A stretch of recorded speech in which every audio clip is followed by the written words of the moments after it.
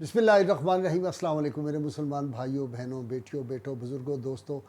सैयदना अली हजवेरी दाता गंज बख्श रहमतुल्लाह अलैह का उर्स पाक शुरू हो रहा है और 3 रोज़ा उर्स मुबारक होगा। तो आज आपको सैयदना अली हजवेरी के हवाले से कुछ ज़रूरी बातें करना चाहता हूँ। सैयदना अली हजवेरी रहमतुल्लाह अलैह की अज़मत इसी बात पे काफ़ी है कि अगर हम देखें कि सैयदना मोइनुद्दीन चिश्ती अजमेरी रहमतुल्लाह अलैह उनके मज़ार पाक पे आए, आपने वाक़या सुना हुआ है, 40 रोज़ चिल्ला किया और जाते हुए जो उनको यहाँ से अनवार फ़यूज़ात और जो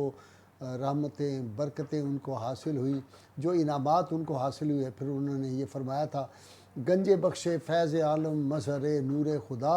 और ना के सारा पीर कामिल कामिल आरा रहनुमा। और अल्लामा इकबाल ने बड़ी खूबसूरत बात की। अल्लामा ने फरमाया था सैयद हजवेर मखदूम उमम मरकद ऊ पीर संज राह हरम, यानी सैयद हजवेर जो हैं ये उम्मतों के मखदूम हैं और उम्मतें इनकी खादिम हैं और मरकद ऊ पीर संज राह हरम मोइनुद्दीन चिश्ती अजमेरी जो है उनके लिए इनका मज़ार पुरअनवार हरम की हैसियत रखता है। अल्लामा इकबाल रहमतुल्लाह अलैह जो थे उन्होंने ये भी फरमाया था कि मुझे ये पाकिस्तान का ख़्याल एक दिन सुबह की नमाज जब मैं सैयदना अली अजमेरी की मस्जिद में अदा कर रहा था तो मुझे पाकिस्तान और अलग ममलकत का ख़्याल आया। और एक बात और अल्लामा इकबाल ने बड़ी ज़बरदस्त कही, उन्होंने फरमाया था कि ये जो हिंदुस्तान है इसमें 7 करोड़ में से 6 करोड़ लोग जो थे मुसलमान हुए, वो सूफिया और औलिया की वजह से थे। आज हमारे कोई लल्लू पल्लू उठते हैं और वो कहते हैं वली तो शय ही कोई नहीं, और नाउज़ बिल्ला इन पे एतराज़ात करते हैं। इन बदनसीबों बदबख्तों बेअदबों को नहीं पता कि औलियाए किराम की शान क्या है, कि अल्लाह ताला ने वार्न किया है लोगों को, मनाद अली वलीन फ़क़द अज़नतुहु बिलहर्ब, जिसने मेरे वली से दुश्मनी की उसको मेरा ऐलान जंग है। लेकिन क्या करें कि आज हमारे यहाँ जो लोग वलायत का दावा करते हैं उनका दूर दूर से भी ताल्लुक़ नहीं। मुझे इमाम हसन बसरी और हज़रत जुनैद बगदादी का वो कौल याद आता है कि फरमाया था उन दोनों बुज़ुर्गों ने अपनी अपनी जगह पे कि इस्लाम किताबों में रह गया, मुसलमान कब्रों में चले गए। ये बिल्कुल आज के हालात के ऊपर 100% ये जो है इनका कौल सच्चा साबित होता है। बहरहाल हज़रत ख्वाजा मोइनुद्दीन चिश्ती अजमेरी ने जो आपकी शान बयान की, और एक बात और अर्ज़ कर दूँ कि आपसे बाद में आने वाले बड़े सग़ीर में जितने औलियाए किराम आए हैं उन सब ने आपकी बेपनाह तारीफ़ की है। क्यों तारीफ़ की है? आपकी जो किताब कश्फुल माजूब है उसको इंग्लिश में जिसे कहते हैं मैग्नम ओपस, ये एक इंसाइक्लोपीडिया है। इसमें पढ़ते चले जाएं, आपको शरीयत की चीज़ें समझ आएंगी, आपको मार्फत की चीज़ें बहुत ज़्यादा समझ आएंगी।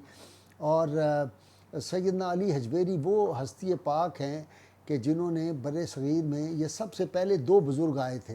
हज़रत इस्माइल बुखारी रहमतुल्लाह अलैह जिनका मज़ार पाक जो है वो हाल रोड पे है, और वहाँ पे जो औक़ाफ़ का महकमा है उसकी अदम तवज्जो की वजह से वो जिस हाल में है अल्लाह ताला मुआफ़ फ़रमाए। और उसके बाद सैयदना अली हजवेरी दाता गंज बख्श रहमतुल्लाह अलैह जो है वो तशरीफ़ लाए हैं, और मुद्दतों की तरसती हुई जो ज़मीनें थीं और वो लोग जो ख़ुद शनास नहीं थे उनको ख़ुद शनास भी बनाया और खुदा शनास भी बना दिया। और फिर उनका कमाल ये था कि उन्होंने मुर्दा कुलूब जो थे उनको एक नई ज़िंदगी, नई हयात, एक नई रोशनी अता कर दी। वो जो इकबाल ने कहा ना, दिल मुर्दा दिल नहीं है इसे ज़िंदा कर दोबारा, कि यही है उम्मतों के मर्ज़े कोहन का चारा। तो सैयदना अली हजवेरी ने रब आशना लोगों को किया, और वो ज़मीनें जो हाथ के बनाए हुए बुतों के सामने और हशरातुल अर्ज़ के सामने झुकती थी, जो बैल और गाय की पूजा करने वाले, बंदरों की पूजा करने वाले थे लोग, सांपों की पूजा करने वाले जो थे, और नाउज़ बिल्लाह ऐसी चीज़ों की जिनका मैं ज़िक्र भी नहीं कर सकता चूँकि इज़्ज़त माब हमारी बहनों बेटियों ने ये प्रोग्राम देखना होता है, उन चीज़ों की भी वो जो थे इबादत करते थे। उनको फिर कैसा किया कि वाला कद करमना बनी आदमा, जो अल्लाह ने करामत का ताज इंसानों को पहनाया था, अशरफुल मखलूक़ात को, फिर उन ज़मीनों को अल्लाह की बारगाह में झुका दिया। ये उनका कमाल था। और फिर ऐसी तुख़्म सजदा की आबियारी सैयदना अली हजवेरी ने की कि वही कदम जो कुएँ सनम को उठते थे वो सूए हरम चल पड़े, और वही कदम जो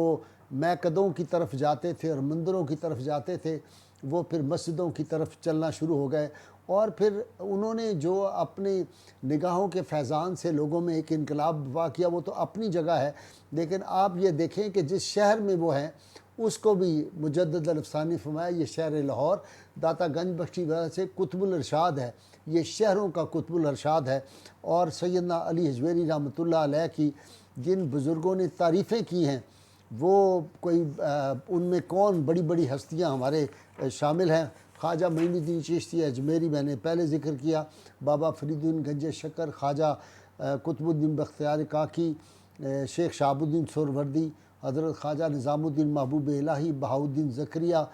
اور مولانا جامی اور سہروردی سلسلے کے سارے بزرگ نام لیتے چلے جائیں کہ کتنی کتنی بڑی ہستیوں نے سیدنا علی حجویری کی شان بیان کی ہے، جن میں حضرت میر عبدالعزیز زنجانی، اور پھر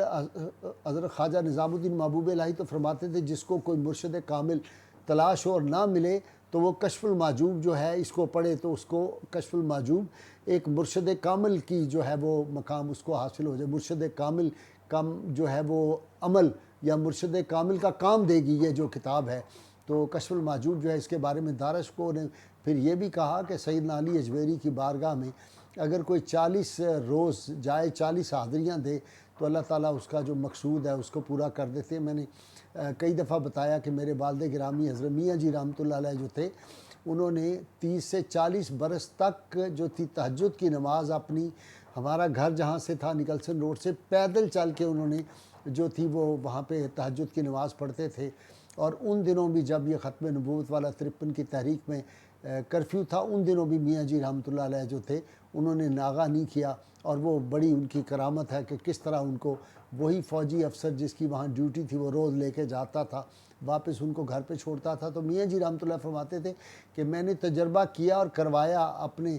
جو شاگرد تھے، اپنے مرید تھے ان سے، کہ 40 جمعراتیں داتا صاحب جو حاضری دے۔ اچھا، قاضی عبدالنبی کوکب رحمۃ اللہ نے بڑی خوبصورت بات کی، وہ کہتے ہیں کہ کشف المحجوب پڑھنے کا اصل طریقہ یہ ہے کہ آدمی اس کے 40 حصے کر لے کتاب کے،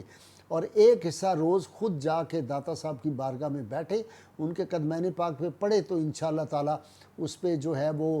ساری چیزوں کا انکشاف بھی ہو جائے گا اور معرفت کے دروازے بھی اس پہ کھل جائیں گے۔ تو سیدنا علی حجویری رحمۃ اللہ علیہ کے حوالے سے ابھی ہماری گفتگو چلتی رہے گی، اور اس کا سیکنڈ پارٹ بھی میں انشاءاللہ آپ کی خدمت میں پیش کروں گا، کیونکہ آج کل طرح طرح کے فتنے جو ہیں وہ سر اٹھا رہے ہیں، اور جو جعلی لوگ ہیں وہ جب جہالت کی باتیں کرتے ہیں یا ان کے اعمال ایسے ہوتے ہیں، یا یہ جو کاروباری لوگ آ گئے تصوف کے نام پہ انڈسٹریلسٹ آ گئے، انہوں نے خانقاہوں انڈسٹری میں بدل دیا، ان کی وجہ سے لوگ تصوف سے نالاں اور تصوف سے ہماری نوجوان نسل بھاگ رہی ہے۔ اور یہی ہے یہ جو ذہنی افتراق، انتشار، بے چینی، بد امنی جو ہے، اور چین اور امن اور سکون جو ہے وہ رخصت ہو گیا اور منشیات کی طرف قوم لگ گئی، اس کی وجہ بھی وہ لوگ ہیں جو جعلی اس وقت جو ہے پیر بنے ہوئے ہیں، جعلی جو ہے وہ اپنے آپ کو امام اور پتہ نہیں کیا کیا کہتے ہیں۔ اللہ ہمیں ایسے لوگوں سے محفوظ فرمائے۔ اللہ کی ان کی بارگاہ میں دعا، اللہ تعالی ہمیں سید عالمین صلی اللہ علیہ وسلم کی غیر مشروط محبت لا محدود فدائی نصیب فرمائے۔ نعرہ لگاتے رہیں گے، پاکستان کا مطلب کیا، لا الہ الا اللہ محمد رسول اللہ صلی اللہ علیہ وآلہ وسلم۔